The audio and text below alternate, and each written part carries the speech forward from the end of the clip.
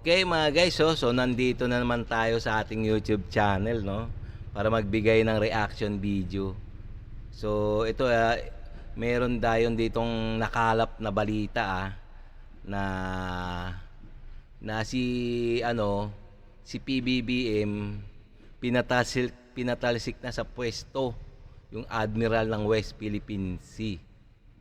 At Philippine Coast Guard pinatawag na, babawiin na ang Ayungin Shoal. Wow, tindi Talagang matindi si PBBM ngayon, matapang ngayon. So itong bibigyan natin reaction mga guys, no? Pwede rin naman kayo magbigay ng reaction dyan, komentaryo at mga suggestion nyo dyan. Okay, so kung bago ka pa lang sa aking channel mga guys, please lang kung bago ka pa lang like and subscribe sa ating YouTube channel, okay? Para marami pa tayong gagawin na ganitong mga video, okay? And also, syempre, paki-subscribe din kay Boss Balita, Boss Balita TV. So, paki-subscribe din sa kanya. So, okay, no? Umpisa na natin. Ayun na yung pamagat kasi si PBBM pinatalsik na sa pwesto yung Admiral ng West Philippine Sea. Yun, okay, so umpisa na natin. Mismong mga Chino'y nagulat nang biglang sibakin ni Pangulong Bongbong Marcos. Mismong admiral niya sa West Philippine Sea, China, nagulat.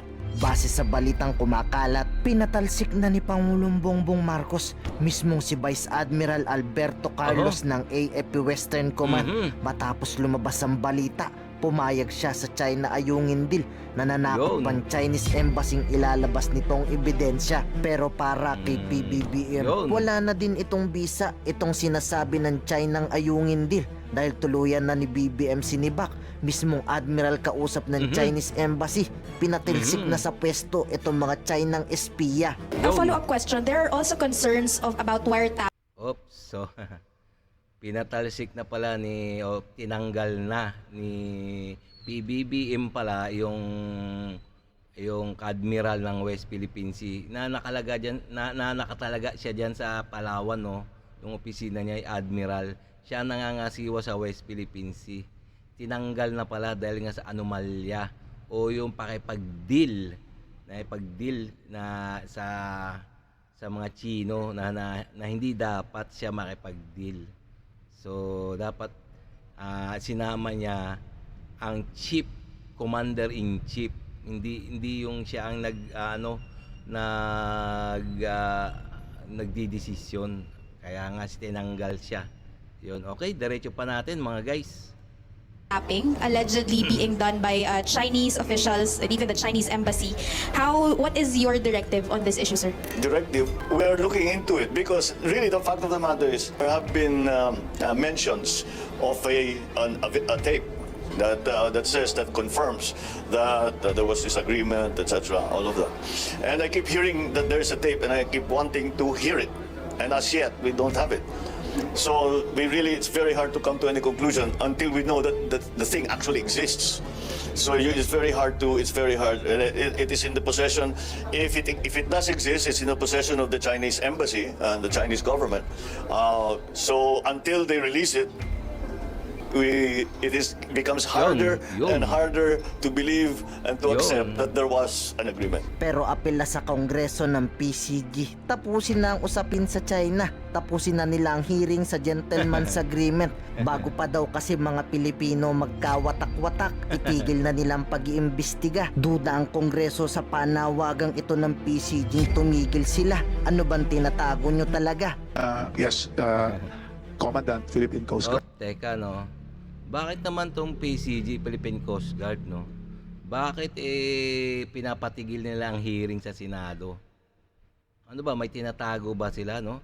Ayun ang tanong dyan, bakit ayaw ba nila malaman ang katotohanan? Ayaw nila sumagot? Ibig sabihin, parang may nalalaman sila, no? Kaya pinapatigil. Ewan natin, Pwede rin kayo mag-comments dyan, mga guys, komentaryo at may reaction nyo dyan, no? Okay, diretso pa natin, mga guys. Admiral Gavan. Yes, sir. This is an appeal to Congress as the representative of the people. The Coast Guard can only do so much. And we will largely depend on the support of the people. And we cannot move forward the best we can if we have a divided people. We appeal that this hearing be concluded as soon as possible time, as this has the potential to divide our people, and this has the potential to confuse us on the ground. It is just an appeal, Your Honor. Parang umiiwas. No? Tingnan mo. Dami nilang ano no, dami nilang Cheche Boreche no, yung PCG, mga dating PCG no. Dating mga opisyalis ng Philippine Coast Guard nakarang administrasyon. Yung ating mga opisyalis ng nakarang administrasyon, dahil halos walang nagpunta sa kanila at lahat sa kanila ay may mga excuses, Mr. Chair. So nagtataka ako kung ano yung dapat na kanilang iwasan, sapagkat sila ang nakakaalam kung meron ba talaga, kung meron ba talaga na gentleman's agreement, pangalawa kung ano yung napapasaloob dito. So mas maganda, Mr. Chair, na talagang sila mismo ay magpunta upang linawin kung ano yung kanilang Oo nga nalalaman, naman. lalong-lalo na sa gentleman's agreement na to, at wag silang umiwas no sa usapin na ito, dahil isang malaking isang malaking usapin, lalong-lalo na patungkol sa ating soberanya at national territory. Tama. Maraming salamat, Mr. Chair. Oo nga naman, bakit nga pala sila umiiwas ano? Sila nga ang dapat nakakaalam at magsiwalat, no? So talagang nakakalungkot naman talaga isipin na itong ating mga opisyalis talagang may tinatago tungkol sa mga issue diyan sa West Philippine Sea, no? So mag-comments lang kayo diyan, mga guys, ha.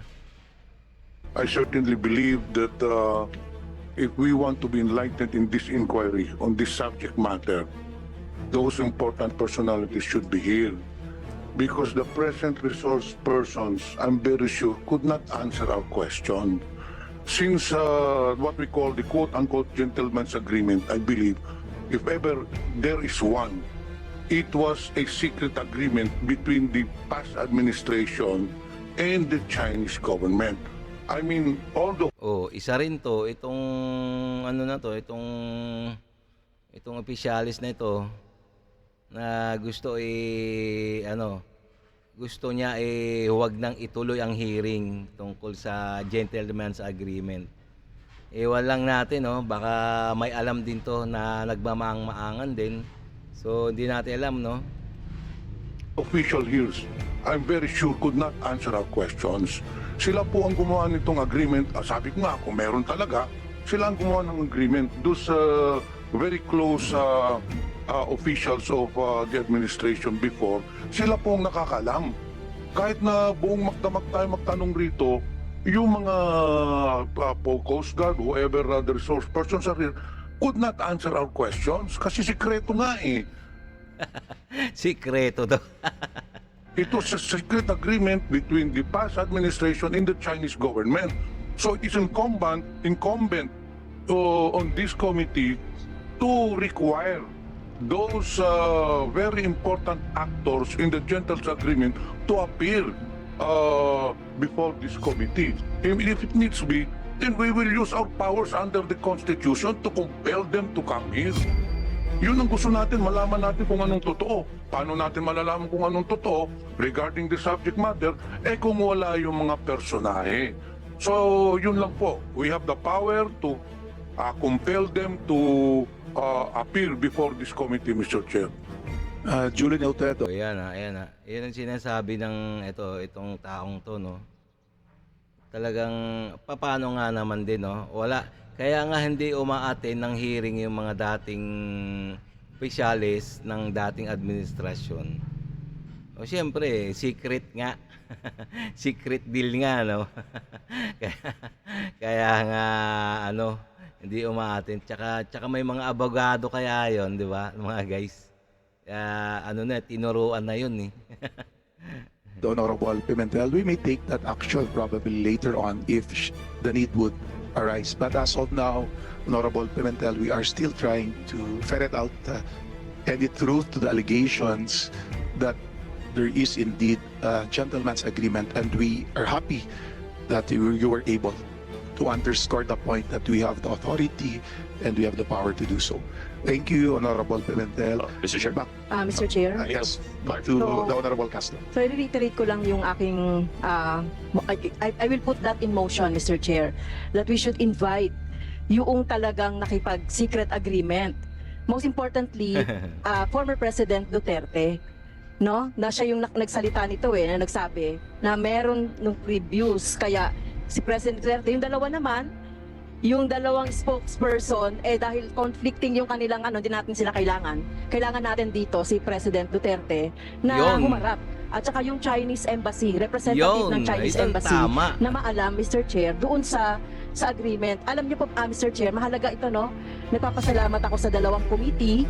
Baka pwede na isama natin yung Foreign Affairs Committee sa pag-take up nito. Dahil yung mga nangyayari na mga bold, yung mga harassment sa West Philippine Sea, ay ito na yung binunga, no? Lalo pong nagiging lumalala yung ginagawang harassment ng Chinese government doon sa West Philippine Sea. Kaya nararapat lang po na malinawan na natin to, Mr. Chair.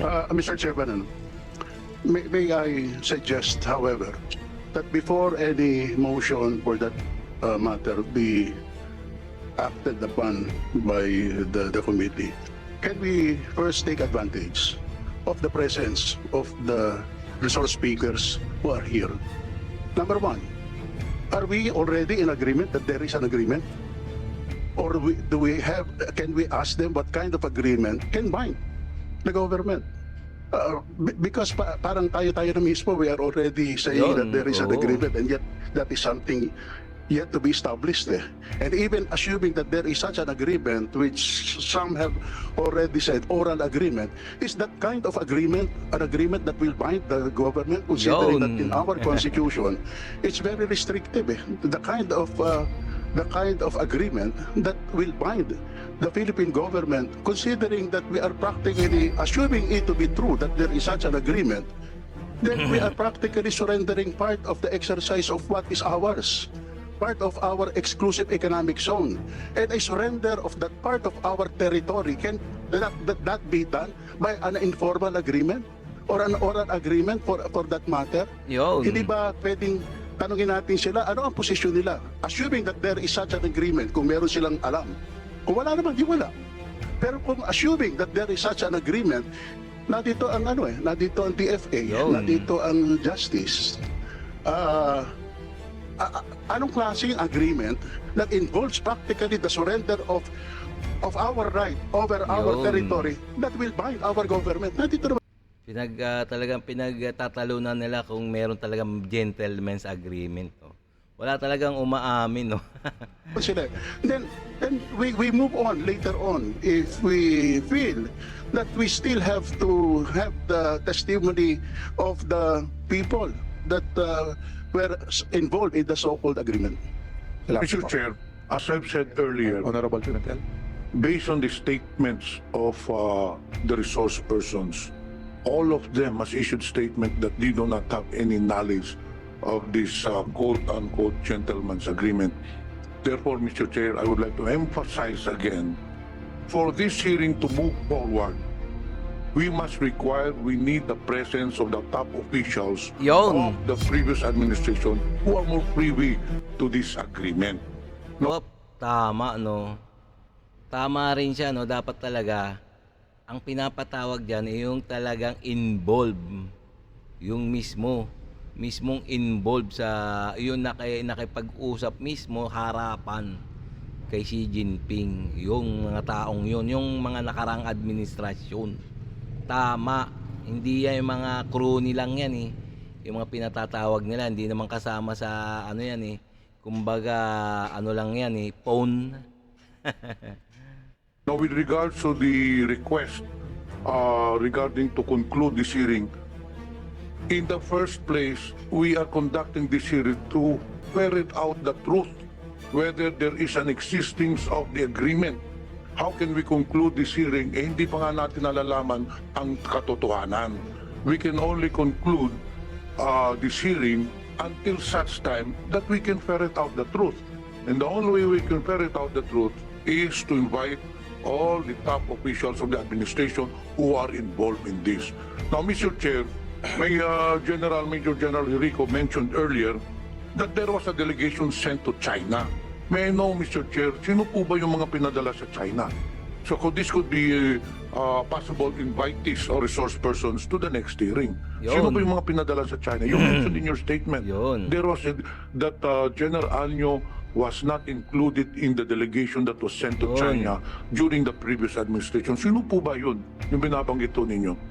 That's all, Mr. Chair. Salamat po, Honorable Panaligan. Just to underscore the point of the previous interpollators, marami kasi ang naguguluhan taong bayan, kaya po tayo ngayon nandito just to clarify. Oo nga naman talaga, no. Talagang magulong-magulo. Magulo talaga itong itong gentleman's agreement kasi nga magulo din ang mga Chino sa West Philippine Sea. Talagang nagiging agresibo nga dahil nga sa gentleman's agreement. Malamang nakipagkasundo nga. Hindi naman magiging ganyan ang mga Chino sa West Philippine Sea.